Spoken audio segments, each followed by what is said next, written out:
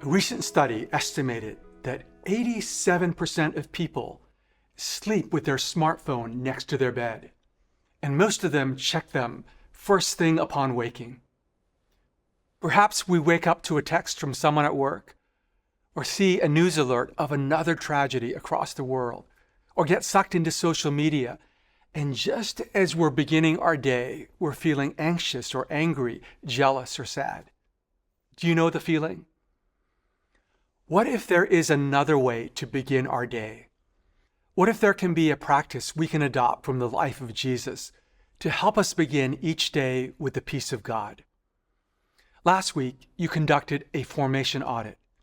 You made a list of all your habits and relationships, and then attempted to connect the dots between these forces and your formation or deformation. Did you identify any habits, relationships, or stories that seem to be having a negative effect on you? For many of us, the next step would be to replace an old habit with a new practice.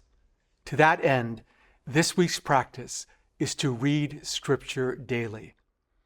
Maybe you noticed last week that the very first thing you do in the morning is read the news or go on social media. Or just before bed, you surf the internet or play video games to relax. Though these things might have given you an initial burst of energy, you might have started to realize that they ended up making you feel restless or anxious. The practice for this week encourages us to replace these habits with the practice of relaxing into God's presence with Scripture. When we read Scripture, we turn our attention to God, who is good, beautiful, and true. And as we focus on God, we grow more like God. As Daniel Siegel, a professor of psychiatry, points out, where attention goes, neural firing flows, and neural connection grows. In other words, we become like what we pay attention to.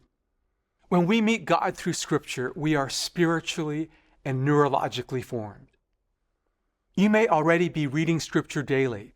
If so, this week's practice is to continue what you are already doing. But if this is not the case for you, the daily reading of Scripture can serve as an important foundation for your spiritual journey. In your guide, we have recommendations for reading plans for Scripture and resources from our friends at the Bible Project. You might also explore a Bible reading practice like Lectio Divina, where you meditate on Scripture with an open heart so that God's work can speak to you in a deeply personal and powerful way. Remember, the goal of reading Scripture is not to consume information, but to experience God deeply and intimately. To help you process your experiences with these practices, we have included a practice reflection in your guide. Before you come back next week, take 10 minutes to reflect on your week with God and be ready to share what God is teaching you. God bless and form you as you immerse your mind and heart in Scripture this week.